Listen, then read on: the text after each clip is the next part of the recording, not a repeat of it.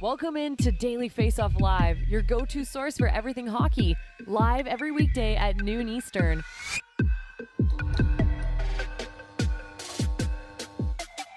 What's up, everybody? Welcome into a Monday, March 27th edition of Daily Faceoff Live. We're streaming live on YouTube as well as Twitter and, of course, dailyfaceoff.com. Fresh off of a couple days off to rewind and recharge the batteries. I'm ready to go. Playoffs just around the corner. He's former NHL netminder, current Daily Faceoff analyst, Mike McKenna. Mike, what's up? How you doing?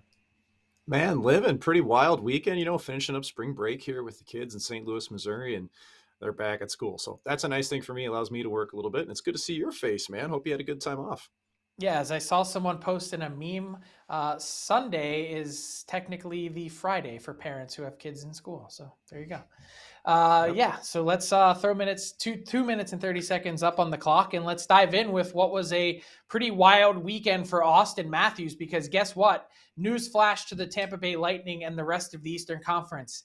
He's back. And I got to say, Mike, when you look at the 15 shots on goal that Auston Matthews put up on Saturday night, the 4 goals that he scored in the last 3 games, and the 6 points that he has in the last 3 games, his 15 shots on goal on Saturday were the second most in the NHL's salary cap era.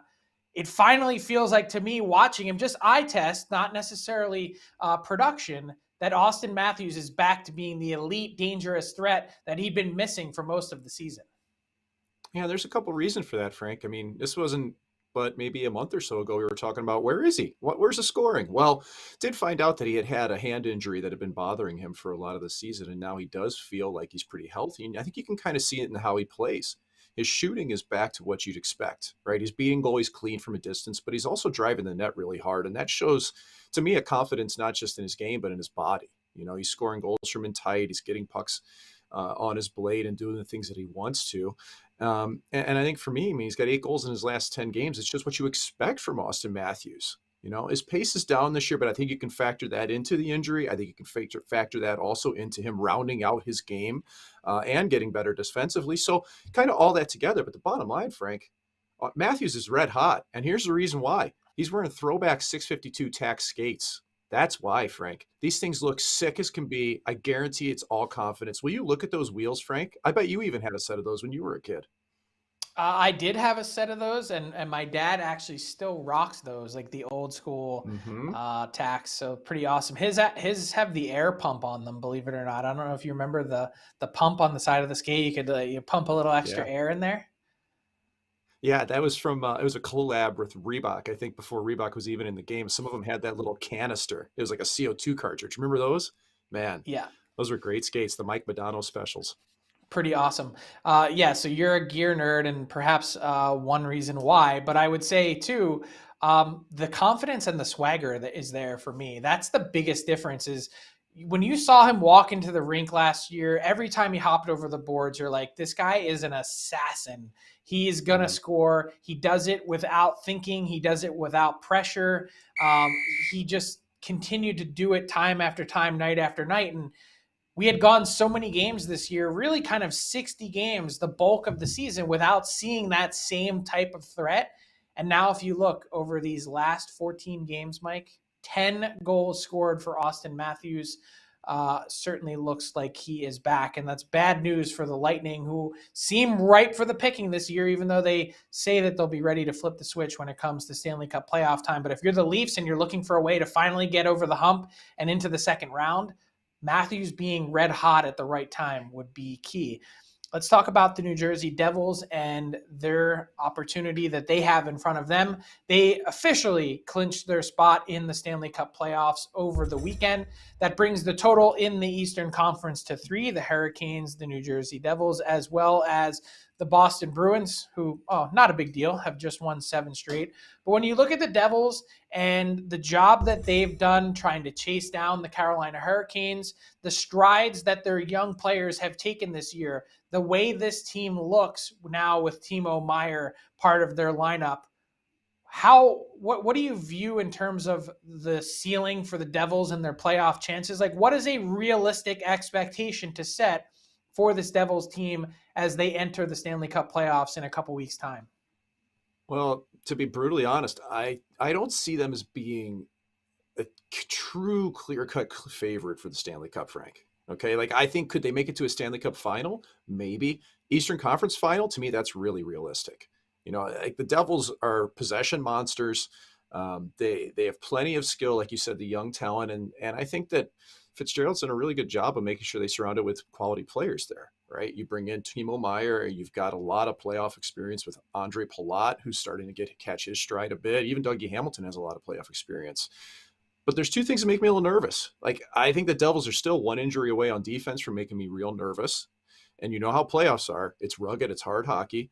And honestly, I'm not sure what's going to happen in net. Vitek Vanacek has really never been able to lock down a starting job, even towards playoffs. I thought Akira Schmidt's played the best hockey and goal for them, and he's back in the American League with Blackwood back.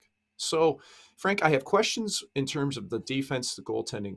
But as good as they are offensively, as much as they possess the puck, you can't count them out. And I think they could easily make it to the Eastern Conference Finals. Winning a Stanley Cup this year seems a little bit premature. I'm not sure if you agree with that or not, but I think that's kind of where they're at. Yeah, I personally, I think it's way premature to even kind of be thinking Stanley Cup or talking Stanley Cup with this New Jersey Devils team. I think right now, as assembled, I think they're the third best team in their own division. I've got still, I understand the injuries. I know you think that they're a pretender. I've got the Canes number 1, and then I've got the New York Rangers number 2, and I would put the Devils 3, even though they're likely to have home ice advantage against the Rangers in what would be an amazing reboot of the Hudson River rivalry, something that we could certainly all get behind in the first round. I don't know that even if they have home ice, they're going to be entering as the favorite in either one of those series if they were to play the Canes or the Rangers. What say you? Yeah, I kind of agree. I mean, here's the thing. The Devils actually don't generate as many goals as they really should, right? They're a little bit below that. And you look at the Rangers are big time plus in goals for above expected. Like they have game changers. Not that the Devils don't, but at times they've kind of struggled to score a little bit recently. So we'll see, man. I would have the Rangers above them as well, but not Carolina. I'd take the Devils over Carolina. Yeah, the Devils second in the Eastern Conference in goals for this season, only back of the Boston Bruins. And so let's talk about the playoff chase, because it's a really interesting tale of two conferences. You have both both teams in the final wild card spots in Pittsburgh and in the Winnipeg Jets sort of limping into the playoffs. But what is the bigger story from the weekend? Is it the fact that the Florida Panthers have lost 3 straight at the most inopportune time of the year and have sort of scuttled their own playoff chances? Or is it that the Los Angeles Kings have been so incredibly hot in the West, winners of 3 straight, and have been on an absolute tear really since they made the trades for Vladislav Gavrikov and Joonas Korpisalo? For me, it's the Kings. Like, I'm not even concerned about a team that might make the playoffs in the Panthers. It's a team that could win the Stanley Cup. And I think that's LA. The last months, they haven't had a regulation loss in the last month. 12-game point streak. They've been amazing at home with points in 13 straight. And watching them last night against St. Louis, and especially how good their power play is, they scored 3 power play goals in 3 different ways last night. Like in the first period, they had 4 goals in the first period. That was the 4th time during a 7th-game homestand that they did that. Scored 4 goals in the period, 5. And I think they're diverse in their lineup and their scoring. They've got 520 goal scorers. Gavrikov's fit like a glove. And look at the moves Blake made previously, bringing in quality players like Arvidsson. He was great last night. Fiala, he's been a point-a-game player, and they shored up goaltending with Korpisalo. I think LA, man, they're going to challenge Vegas right down to the wire to win the Pacific. And I think they're a threat because now at all 3 positions, forward, defense, and goaltending with the addition of Korpisalo, who I think has been really strong, LA could come out of the West easily. I think they're a legit contender at this point, Frank. Interesting. I mean, I'm a believer in the Kings, and I have been all season long. If you go back to my preseason predictions, I actually picked them to win the Pacific, and everyone was all over the Oilers, all over the Flames. Not that many people talking about Vegas, and no one was talking about the Kings. And I was like, this team is only going to continue to get stronger. But for me, for right now, in this exact moment in time, I think the bigger story over the last week has been the Florida Panthers, and they had a real opportunity that they've blown here. That's what it feels like when you lose to the Flyers, the Leafs, the Rangers. Look, there's no shame in losing to the Leafs and the Rangers, 2 bona fide, playoff teams and probably even Stanley Cup contenders. But when you give up 6 and 4 goals in that span, lose all 3 games. And you've got the Pittsburgh Penguins who have 4 wins in their last 10. That's the team above you. It just, for this Panthers team, with all the talent that they have, with as wrong as this season has gone, with the injuries that they've dealt with, they had a real opportunity to punch their own ticket to the playoffs. And this is how they've sort of fumbled that chance over the last week. Still some hope. They're not far back in terms of points percentage, but another 2-3 games here, a 3-game winning streak by the Pens, and it might just put a team like the Florida Panthers out of their misery. Quick question for you, because you mentioned Los Angeles Kings. One-word answer: who is your starting goalie on game 1 to open in the playoffs? Korpisalo. Korpisalo, Copley, you look at his record, though. I know his stats aren't very good in terms of save percentage, .899, but 23-4-2. The guy just doesn't lose. Isn't that the guy that you want to net for the playoffs? That's also eye test. That game last night was a little tough. I liked Korpisalo's structure, but he does win with Copley. So, great question to ask, Frank. All right, let's talk about the Premier Hockey Federation. And Mike, I have some breaking news for you. A team from Toronto, they didn't just get out of the first round. They also actually won the whole damn thing in the Toronto 6, winning the Isobel Cup on Sunday night at Mullet Arena in Tempe, Arizona. This is the OT winner from Teresa Vanisova. What a goal. Just puts it at top shelf, creates the turnover herself. A thrilling game. The Toronto 6 come from behind to upend the Minnesota Whitecaps. And you see the pile there, the celebration. Toronto 6, 2023 Isobel Cup champions. It's their first championship in franchise history. Mike, not sure if you got a chance to watch the game or take it in. What did you make of not just the game, but also the environment at Mullet Arena? Well, it was great to see so many people excited about women's hockey in the first place. And I did get to watch most of it. I watched all of about the second half and then overtime of the game. And man, like the 4 minutes of OT, 3-on-3, by the way, to win a cup was wild, right? It is crazy, up and right? down the ice, back and forth. Yeah, man. And Amanda Levier was just fantastic in goal for Minnesota, kept her team in it as long as she could. Toronto did pound them pretty hard in shots, but I just thought that this was great hockey. It finished with emotion, and I think it's a sign of good things to come. Like, this was a pretty big stage to also be featured television as well, Frank. So for it to go into the game and go to 2-2, go to 3-3, and then at half we had to overtime to win the trophy was just, it was perfect, man. So it was a great finish, and man, I hope this league really catches and keeps going, because 6 teams, man, that's not enough. We need some more. I want to see it. Yeah, and look, guess what? This Premier Hockey Federation, they're going to be challenged next year by the PWHPA and whatever the name is of the new league that they have undertake and have going. But they've got a lot of catching up to do, because the Premier Hockey Federation has done a great job of putting legitimate stakes in the ground. They have solid leadership in place with Reagan Carey, and their salaries have exploded. They've increased in a big way in terms of the participation from sponsors. And so these women are now earning real paychecks and have something real to play for, with stability that this league previously, as the NWHL, certainly did not have. And so excited to see where they go next. And maybe there's something to the idea, Mike, of I like the kind of single elimination. I know there are a lot fewer teams in the PHF, but single elimination, just, it's a totally different type of stakes when you get to certainly an Isobel Cup final. Yeah, it ramps it up. I mean, it's just like youth hockey, college hockey. Every game matters that much. I think it makes for a great environment, especially if you're trying to have a big blowout at the end of the year where all the teams come in and play for something. Makes it way more exciting, if you ask me. Yeah, pretty awesome to do it in Tempe, Arizona. You saw the one side of Mullet Arena completely full as well. The PHF, congratulations to the Toronto 6 on their first championship in franchise history. You mentioned the NCAA tournament on the men's side. Let's get into some of that with the next wave with our guy, Steven Ellis.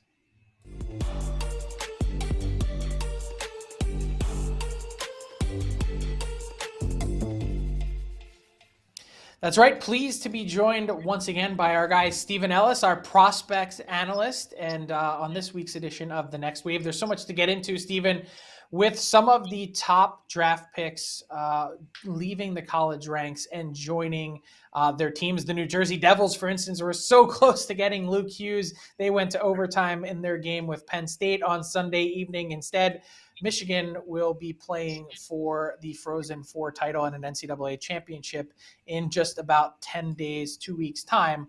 But wanted to ask you about Matt Coronato from the Calgary Flames, their 2021 first-round pick. He signed with the Flames out of Harvard on Sunday evening.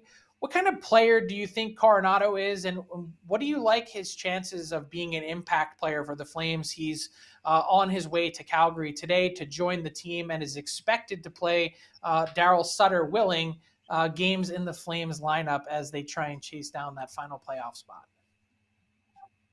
Well, yeah, it's fitting you mentioned Daryl Sutter because obviously when it comes to young players, sometimes it's hit or miss if they actually get the opportunities with the Flames. But he's very, very skilled player. He brings a fantastic shot. He's a great playmaker. I think he's kind of equally talented in both. And he might have been the highest scoring player on that Harvard team, but he was just kind of the jack of all trades. Good defensively. He's someone where my projection is he's going to have a very good end to the year because it's not uncommon to see these guys go from the NCAA season, a tough end to the year. In this case, Harvard just they just blew it in that final game that they played.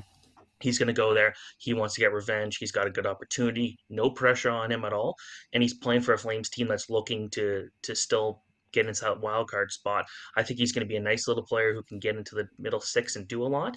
I think he's someone who, if he's getting 45, 50 points in a couple years, that's awesome. That's what you were looking for. And, first round pick, you high expectations there. And I think just away from the score sheet, he's just reliable enough defensively and physically and everything like that, where you're going to really like him if you're a Flames fan.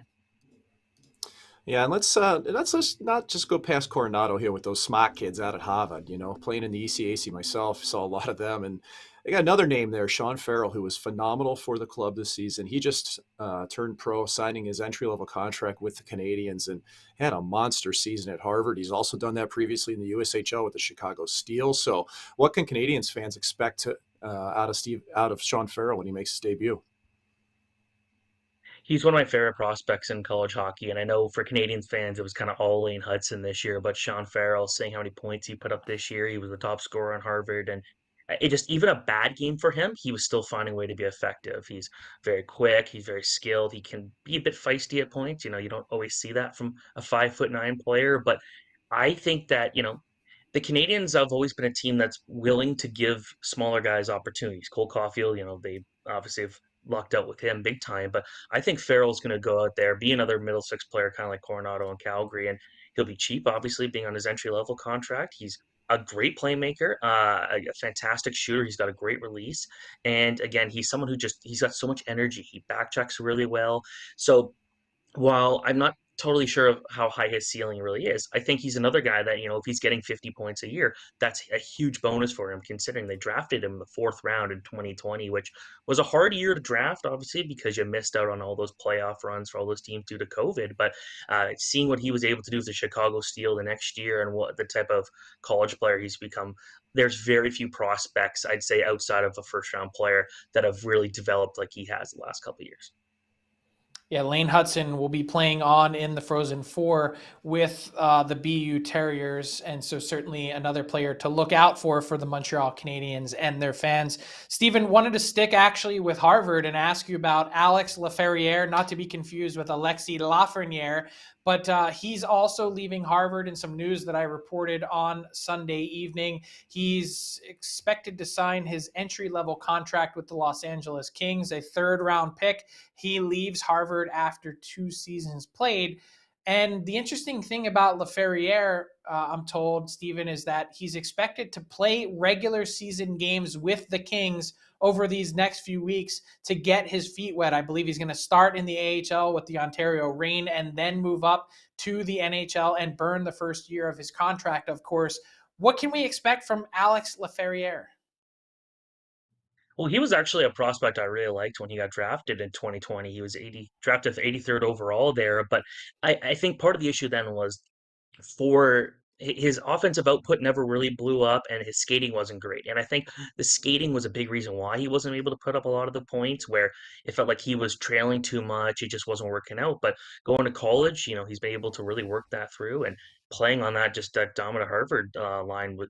I think made him better. He's a very smart player. I'd say he was kind of like in terms of that team, he was like the nucleus of it half the time. He was the one that whenever you were looking at who was making the best breakout play, who was making the smartest play out of trouble, it was him. So for, to be taken 83rd overall and to become as impactful as he was in college hockey, that's a great pickup for the Kings. So I'm excited to see what he can do there. Yeah, it's so interesting talking to scouts, Steven, because some of them see Laferriere, for instance, as potentially being more ready for the NHL than someone like Coronado, and Laferriere had 9 more points this season for Harvard, 1 year older as well, of course. Wanted to ask you, with that Frozen Four field being set, which players stood out to you from the regionals? Well, it's hard to go against some of the big stars there. And the way Logan Cooley played, that was some of the best hockey I've seen him play. Minnesota, they had a tough first game against Canisius, and I know like a 92 score might not seem like a tough game, but it was 2-1 at one point, and they were getting outplayed. And when Minnesota really needed to turn the Jets on, they got some great games out of him. And so really cool to see what Cooley could do. Obviously, there's the impending threat of, is he going to go to the NHL? And I think he's ready. This is someone who Arizona got an absolute fantastic player out of him. And then there's Adam Fantilli on Michigan. Just they needed someone to step up big yesterday, and he did that. And Maki Samoskevich was great in that overtime there. They won that, great shot. But the way Adam Fantilli continuously finds ways to be dominant out there, to me, he's the best player in college hockey. A big reason why he's going second overall in the NHL draft this year. And it's because he's physical. He can be dominant. He skates so well, but then he's got an incredible shot. He pulled off a few end-to-end plays in this tournament, the regional tournaments. So when it comes to kind of exciting players, those are the two I'm looking forward to. And then, of course, Lane Hudson. You can't go wrong with him. And going out there and breaking Brian Leach's 30-year-old record for points by a U19 defenseman. That's no small feat whatsoever, because there's been guys like Quinn Hughes, Adam Fox, players like that come through. So Lane Hudson's another guy I'm going to be keeping a close eye on. Yeah, no shortage of star power in the Frozen Four, Steven, between Lane Hudson and BU. Minnesota with Matt Nyes and Logan Cooley, and of course Michigan. I mean, Michigan, where do you even start? Samoskevich, you mentioned Luke Hughes, Fantilli, go through the list. That team's absolutely loaded. Quinnipiac, of course, plays a totally different game to round out that Frozen Four. Puck drops April 6th in Tampa, and we'll keep our eye on that, and I know you will, as well as our prospect analyst. Steven, thanks a lot for joining us today for this edition of The Next Wave. Yeah, thanks so much, guys.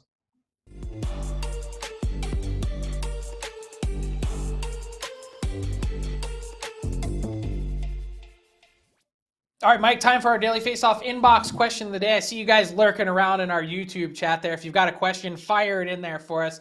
And until then, Mike, we're going to go with a little rank 'em. So give me your teams in order of the teams outside of the playoff picture. Who has the best chance to get in among the Florida Panthers, the Calgary Flames, and the Nashville Predators? Well, Mike, I think you're muted there. Sorry. So I think the Panthers are still there. They have 3 points out behind Pittsburgh. They've had some extended cold streaks this year. The Pittsburgh Penguins have. So I think the Panthers still very much have a chance. And then I'd go Preds because they have some games in hand, and then Flames. I just don't see the Flames having a chance here, and the Preds are even a long shot, Frank. Yeah, I would agree, but I'm going to say, believe it or not, I'm going to go Preds first. The Panthers had their opportunity, and the Preds have just sort of been plucky. Like I did the math today, they're 11-6-2 since the first trade that David Poile made during the trade deadline period to begin, speaking of plucking some pieces off of that roster. So they've had that plus a number of injuries, and yet they've found a way to maintain a competitive edge. And if you look at the standings just by points percentage, they're actually above the Calgary Flames. So they've got some games in hand. They're going to need to win a lot of them. But also at the same time, the Winnipeg Jets could just kind of put them out of their misery and haven't yet done so. So there's your updated look at the standings. The Canucks, too, they continue to win 3 straight wins. They are now 3 points away, Mike, from having a 0% chance at landing Connor Bedard in the draft lottery. So that would be an absolute disaster for the Canucks, who just continue to win playing under Rick Tocchet. A lot of players have gotten better. Let's get to Tyler Remchuk in our Daily Faceoff Daily Bet segment. Tyler, how you doing? Good. Last week was exceptional. 8-2 on the week as a whole, up 7.5 units. So we'll look to keep that rolling through this week, courtesy of our friends at Pointsbet Canada. I got 2 plays on what's a decent night in the NHL, starting with the Florida Panthers. Now, the Panthers have been trending in the absolute wrong direction as of late, and I just kind of like them in a bounce back spot. Sergei Bobrovsky's had a couple of games where he's been a little off, allowing 9 goals over his last 2 starts, but before that it was back-to-back games only allowing 2. The Panthers in general, I think they're going to be really hungry to keep their playoff chances alive tonight, and the money line is starting to move out of a range where I don't love it, so I'm going to take the puck line plus 150. Take Florida to win by 2 against the Senators team that is 3-6-1 in their last 10. The bet I absolutely love tonight is my shot prop parlay. 2 defensemen whose lines are set at 1.5 for shots in this hockey game, and they've been crushing it as of late. Vince Dunn over 1.5 at minus 180. He has not only hit this in 4 of 5, but he's actually been above 3 shots on goal in 4 of his last 5. And Juuso Välimäki helped me win a parlay on Friday, and I'm going right back to him tonight. He has also hit this mark in 4 of his last 5 games. Play those 2 together, plus 159 on the shot prop parlay, plus 150 on the Panthers on the money line. It's a juicy Monday night, courtesy of our friends at Pointsbet Canada. Yeah, and a juicy last week for you. Must be because I wasn't here. So there you go. We'll see if you can keep it rolling tonight. Great job, Tyler, for our PointsBet Daily Bet segment. That brings us to garbage time with Mike McKenna. Mike, what's caught your eye? What's caught your attention from around the NHL? Well, it's pretty rare to see an NHL player react to the player safety department in his own social media. Hey, Frank, check this out from Mike Hoffman. So I've gotten a 2-game suspension for cross-checking a guy in the back of the helmet. A full-blown intentional cross-check to the face. 1 game. I love the Pretty telling, isn't it? at the end. Exactly. Like, it's so good, so well done. I wonder how many times he taped it, and if it was in one shot. Mike Hoffman, you can come be in media when your career is over. And by the way, like, that's not spilled barbecue sauce a la Bruce Boudreau on his face. That is a legit injury and cut. Probably some sutures in there as well from that cross check. So understand Mike Hoffman's anger and frustration. More to the point, Mike, I just love that he was willing to express himself publicly and say it. If you're going to be critical, just come right out in the open and say it. Yeah, I agree. And it's funny, though, because these stick fouls to me, Frank, should be like 5 gamers minimum, right? Blake Lizotte got a 1-gamer the other night for the same thing. Cross-check to the face. Look at the damage it does, right? Kuznetsov gets 1 game earlier this year for slashing another player in the face. The thing is, the NHLPA will come in and argue for the player in these to try to reduce any suspensions. So it's just a goofy setup because this happens and a player's mad, obviously. Like Hoffman has a right to be. But it always just kind of gets shoved under the rug, it feels like at times. So I think it's cool that he came out and did this because I'd like to see more of it, man. It drives conversation. It's just a player being real, and we need more of that in hockey. Yeah, certainly no complaints from my end about a player being real and certainly critical. Use the power of your own platform. Don't need a team media member to ask you a question. You don't need anyone else except for yourself. You got an Instagram, you got a Twitter account, fire it up, click the record button. You're doing it anyway with your friends and family and teammates. Might as well just get it out there publicly as well. Also, not to play both sides, understand it from the Department of Player Safety perspective. So many of these suspensions we see, Mike, are more or less formulaic. This is the precedent from the last, number of similar situations, and here's generally where we're going. And it's, at least thankfully for them, been a pretty quiet year on the Department of Player Safety front. Yeah, and the quick note on that, his suspension was in 2016, Mike Hoffman's, and that's a while ago. Maybe the standards change within the Department of Player Safety, Frank. So that is something to take into context, is recent cases. Yeah, love the video. That is one gnarly scar that he's going to have. The thing was gross just looking at it. Mike, that'll do it for today's edition of Daily Faceoff Live. We'll be back with you 12 noon Eastern on Tuesday. You know where to find us. Until then, have a great day, everyone. Thanks for tuning in to Daily Faceoff Live. Make sure you hit the subscribe button to never miss an episode.